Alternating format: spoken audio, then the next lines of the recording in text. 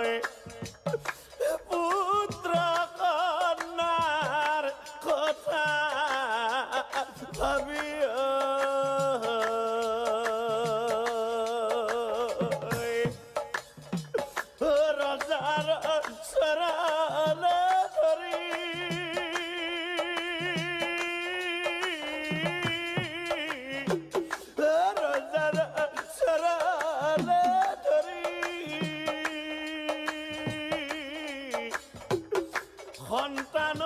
বিহনে থাকিব নোৱাৰো এতিয়া কি কৰোঁ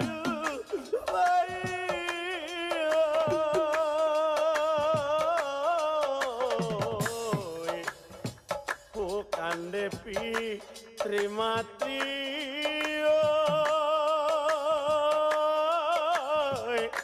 পুত্ৰ কন্যাৰ কথা ভাবি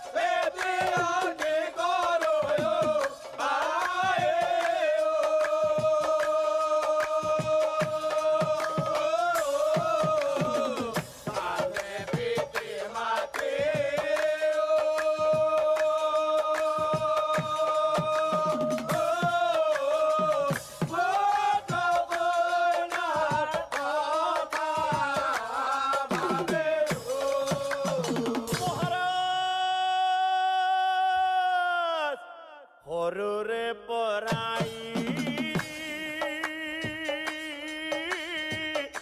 তুলি তালি আমি আছিলো সিহঁতক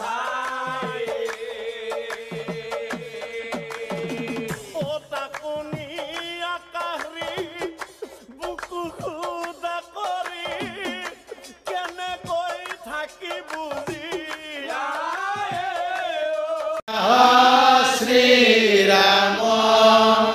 বুদ্ধ কল্কি নামে আকৃতি ধরি কৃষ্ণ তজু পাবে পরো প্রণাম রাম তজু পাবে পরো প্রণাম কৃষ্ণ কৃষ্ণ হরি নাগাৰাম শংকৰ 546টা নাম প্ৰাৰ্থী আছে কিন্তু আজি অৱশ্যে অন্যবাৰতকৈ এইবাৰ অলপ ধুনীয়া লগা হৈছে ভাল লাগিছে কাৰণ এইটো নিজৰ সন্তান ইয়াক কাকো মাতিবও নালাগে বা কাকো ফোন কৰিব আচলতে নালাগে কিয় নালাগে যিহেতু নিজৰ সন্তান গতিকে ইয়াক লালন পালন কৰাটো নিজৰ মাক পিতাৰ কৰ্তব্য ইয়াত কোনোবাই খং কৰিলে বা কোনোবাই কিবা কৰিলে তাকতো শোভা নাপায় এই মোৰ বাপসকল আপোনালোকে এই যিটো প্ৰতিষ্ঠা দিৱস সেইটো চিৰ যুগুমীয়াকৈ ৰাখক সৰু কথা আজি মহিলা পাঠকখিনি আজি এটাও দেখা দেখি নাই পৰিয়ালতকৈ কিন্তু দুখৰ কথা নাই কাৰণ তেখেতসকলে আগেই নাম গাই গৈছে কিন্তু তেখেতসকল কিয় নাই এইবিলাক হ'ল মানে সেই নাম শিকছে নাম গাব দুটা মোবাইলৰ পৰা নাম মুখস্থ কৰিছে আৰু সেই দুটা নাম গাইছে গাই পেলাই যাকে বা তাকে গুৰু বুলি কৈ নাম আৰম্ভ কৰিছে আৰু পইচাখিনি লৈ গুচি গৈছে গতিকে বৰ বিশেষ নকওঁ ক'ব লগা বহু আছে তথাপিতো পাঠক গুৰুসকলক প্ৰণাম জনাই সকলোৰে উন্নতি কামনা কৰিছোঁ আৰু জয়তু নাগৰা নাম সংঘৰ আজি এই 41তম প্ৰতিষ্ঠা দিৱসত ইয়াতকৈ যাতে জাকত জিলিকা হয় তাৰে কামনা কৰি মোৰ বক্তব্য সামৰণি মাৰিছোঁ ধন্যবাদ উত্তলক মহোদয় এতিয়া দ্বিতীয় কাৰ্যসূচী আছে আমাৰ স্মৃতি দৰ্পণ কাৰ্যসূচী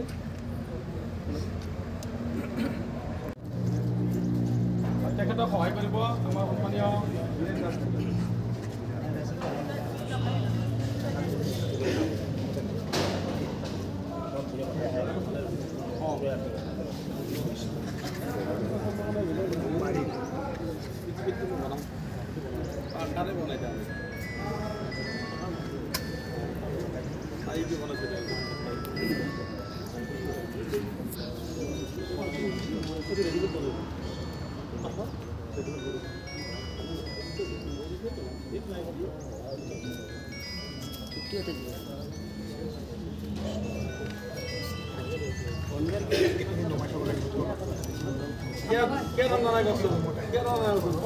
গোটাখিনি মানুহ যে লগ লাগি আছে কিন্তু বলটো আহি গৈছে মানে নহয় চাকচৰ বিষয়ে চাক মানুহবিলাক মুখবিলাক চাক এই খগেন আজি কিমান দিন মোৰ আছে হয় না নহয় এতিয়াতো বল নহয়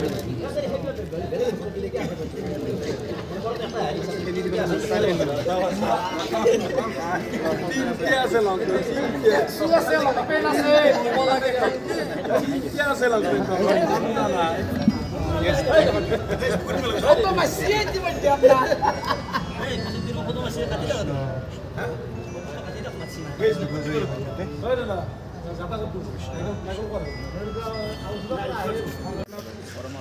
সহস্ৰকোটি পৰিবাদ জনাই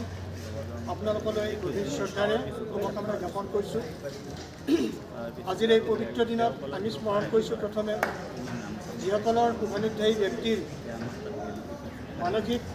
চিন্তাত প্ৰশ্ৰয় পালে সদৌ অসম নাগাৰা নাম সংঘৰ দৰে এটি বৃহৎ গুৰুত্বপূৰ্ণ অনুষ্ঠানৰ জন্মৰ অংকুৰণ। সেইসকল মানুহে সুন্দৰ মস্তিষ্কৰে সংস্কৃতি সুৰক্ষাৰ কাৰণে এই সংস্কৃতিটো যাতে সোনকালে শেষ হৈ নাযায়, চিৰদিন যাতে মানুহৰ মনত অসমীয়া সমাজত চিৰসেউজীয়া হৈ ৰয়, তাক সজীৱ কৰি ৰাখিবৰ কাৰণে এই সদৌ অসম নাগাৰা নাম সংঘৰ অংকুৰিত কৰিছিল। আৰু সেই অংকুৰিত বীজটি আজি অসমৰ ৫০০তকৈও অধিক দল জড়িত হৈ পৰিছে আৰু সকলোৱে ঈশ্বৰৰ গুণানুকীৰ্তন গাই সংস্কৃতিটোৰ সাধন প্ৰক্ৰিয়া অব্যাহত ৰাখি জনমানসত মধ্য অসমৰ মানৱ সমাজক এক মানসিক আৰু আধ্যাত্মিক আনন্দৰ খোৰাক যোগাই আহিছে। আমিও আশা কৰিম যে এই নাগাৰা নাম চিৰ যুগমীয়া হওক, অসমীয়া সমাজত অসমীয়া সংস্কৃতিৰ পথাৰত চিৰ সেউজীয়া হৈ ৰওক, হেৰাই যাব ধৰা মানুহৰ মনৰ আধ্যাত্মিক বিশ্বাস পুনৰ উজ্জীৱিত কৰক। আৰু এই উদ্দেশ্যে এই মহান যিসকল সৃষ্টিকৰ্তাই এই মানে আৰম্ভণিটো কৰিছিল, সেইসকলৰ বহুজন আমাৰ মাজত নাই, তেখেতসকল হেৰাই গৈছে। এই হেৰাই যোৱা পুণ্যাত্মাসকলকো যাতে বিশ্বনিয়ন্তাই পবিত্ৰ স্থানত শান্তিৰে তেখেতসকলক অমৰত্ব দিয়ক, তাকে কামনা কৰি আজি এই স্মৃতিচাৰণ অনুষ্ঠানটি মই ৰূপায়ণ কৰিলোঁ। আৰু সকলোকে 1 মিনিট সময় অকণমান মৌনতা অৱলম্বন কৰি আৰু মৌনতা অৱলম্বনৰ পিছত আপোনালোকে প্ৰত্যেকে শাৰী পাতি আহি ইয়াত পুষ্পাঞ্জলি অৰ্পণ কৰিবৰ কাৰণে মই অনুৰোধ জনালোঁ। এতিয়া মৌন প্ৰাৰ্থনা আৰম্ভ।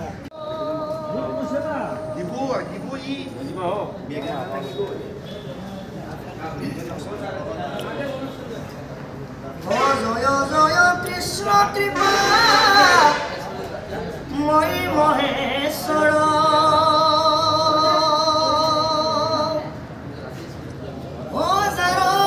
জ্ঞানীৰে বহে ব্ৰহ্মা হৰি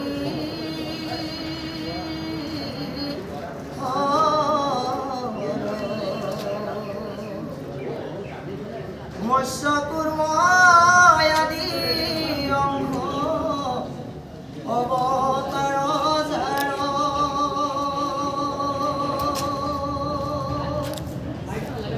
ঈশ্বৰ কৃষ্ণ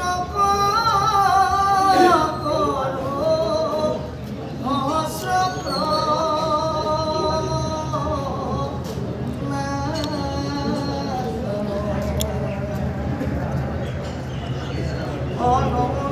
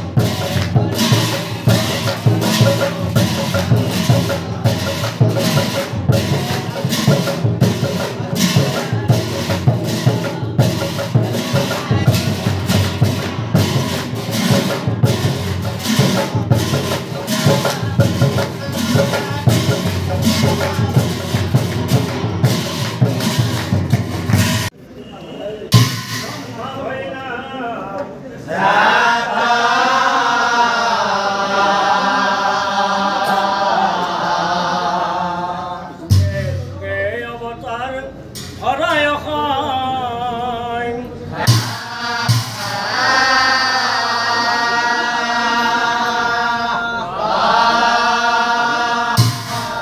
এই মৎস্যরূপে অবতার হইলাম প্রথম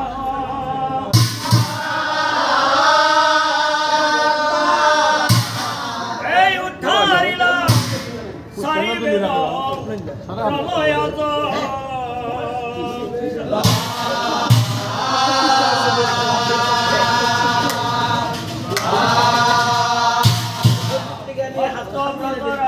দেখাইলা নিজ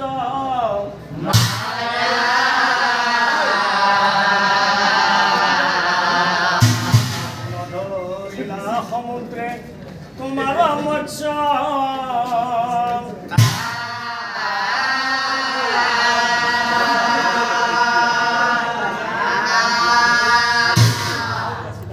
পূর্ময় অবতার ভৈলা ক্ষীর নদী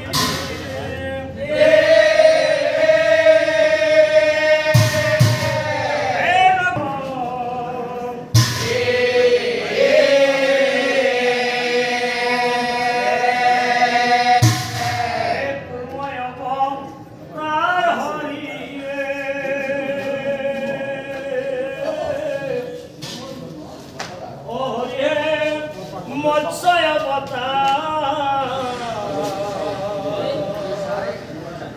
সাধিলাতে বয় কাজ